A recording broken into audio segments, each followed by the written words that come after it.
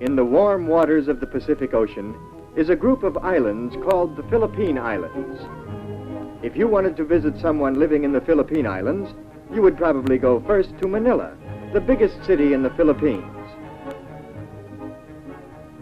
From Manila's harbor, you might walk along the busy streets into one of the city's modern shopping districts. Here are city people you might like to visit. Or perhaps you'd like to go outside the city of Manila, away from its big buildings and harbor, and out to the peaceful farm countryside of the Philippines. Here one morning you might find farm people you'd like to visit. People like this man on the water buffalo. If we could spend a day with him, what do you suppose he'd tell us about the Philippines? Let's listen to him. We always get ready for work early, while the day is cool in my village. My barrio, as we call it. I see my neighbor Pablo is getting ready to go to his rice fields.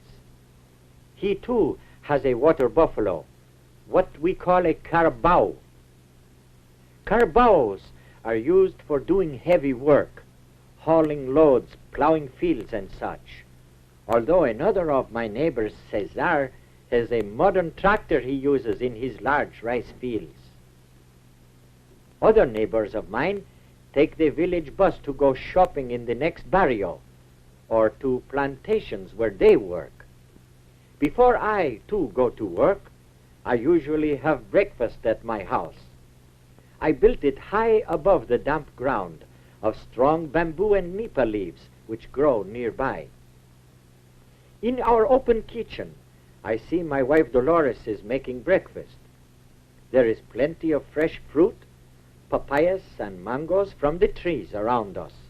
And we have, steaming hot rice from my rice fields, of course. My son Ramon is still asleep inside the house, but not for long. I can hear my daughter Juanita telling Ramon to wake up. Wake up, Ramon, she says. We're having a special treat for breakfast in honor of your birthday. Birthday? Ah, then Ramon remembers. Today he is 9 years old. There is to be a party for him this afternoon, and many presents. He had better not sleep late today. So Ramon quickly rolls up his straw bed, his petate, it's called, and puts it away in the corner. Ramon goes to wash, while my daughter finishes setting the table. Though Juanita is only 12 years old, she is already a big help to her mother. I see she has set the table well. Soon Ramon comes back nice and clean. Happy birthday, I tell him, as we begin eating. In honor of Ramon's birthday, today with our rice we are eating tuyo, a kind of dried fish. Ramon likes it very much. But I think his mind is also on the presents he hopes to get later at his party. After breakfast, it is time for me to go to work in my rice fields. Soon the planting season starts, and I have much plowing to do. In a little while, my children leave too. Ramon and Juanita must also start out early from our house, for the public schools they attend are a long way from home. On their way, they pass our village stores, tiendas we call them, a name handed down from the Spanish, just as Ramon and Juanita's names are also Spanish. And they pass our village church. It is old, for it was built by the Spanish missionaries many years ago. At last they come to Juanita's school, the public high school she attends with her girlfriends. Before their classes begin, they like nothing better than a game of luksong lubid, what you might call jump rope. Before his classes start, Ramon likes to play too. At his elementary school, tug of war is a favorite game. Today, Ramon is the leader of his team. Later in class, Ramon is taught many subjects. One of his favorites is geography. In the classroom, English is spoken, and it is one of the main languages we use. Today, Ramon has a question about the United States. His teacher shows him the United States on the map of North America.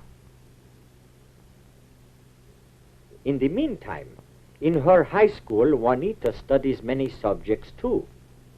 In home economics, she learns to sew fine patterns and do fancy stitching. Embroidery like this was first taught us by the Spaniards, and today it is an art many of our Philippine women are proud of. Meanwhile, my wife Dolores is finishing her shopping in our barrio. At the village stores, the tiendas, she can buy many of the things we do not make at home. Today she needs some seasoning to cook the food for Ramon's party. Then, her shopping done, my wife comes back home to start the cooking. At 12 o'clock, my children are out of school for the day. Other children will attend in the afternoon, but Ramon and Juanita now have work to do. Ramon will help me with the plowing, while Juanita comes home to help her mother. There is much to do to get ready for a party. First, Juanita sets the table. Later, she may take a turn at barbecuing the pig her mother has prepared. We call roast pig lechon. It is a treat we can afford only on special occasions. By late afternoon, Ramon and I have finished our plowing in my rice field. It must be ready for planting when our rainy season begins. The work has been hard for both of us and for my carabao. Now it is time to go home, so Ramon and I unhitch the carabao. Then we take him back to his place near the river. This is where he stays until I need him the next morning, deep in the cool, muddy water carabaos love so much. Then back we go, along the road to our village, to our house. There, look, Ramon, what a sight! Everyone is gathered for the party. Happy birthday, they all call, his aunts and uncles and cousins, and his school friends. Happy birthday, Ramon, they say. My Ramon is very pleased. What an honor to have so many people celebrate his birthday. Very politely, he kisses his grandmother's hand. She has a present for him, a pair of long pants, she says. Ramon thanks her and greets his grandfather, too. Grandfather also has a present for him. You see?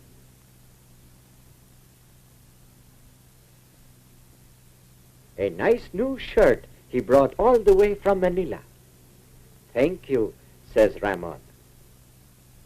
After he has cleaned up, Ramon thanks me and his mother, too, for the many presents and the food being served at his party. Everyone enjoys eating some rice with the many delicious fruits and vegetables from our garden. And, of course, Ramon's favorite, lechon, the roasted pork. Soon it is time for dancing. I watch with my family as my friends and neighbors enjoy themselves. We Filipinos like having a good time once in a while, for our way of life is usually pretty hard and simple. Of course, with a family like mine, it is a contented life too. For our children are our real riches. I work that tomorrow may be better for them, for my son Ramon and my daughter Juanita, so that they in turn will make a better life for themselves and for other families of the Philippines.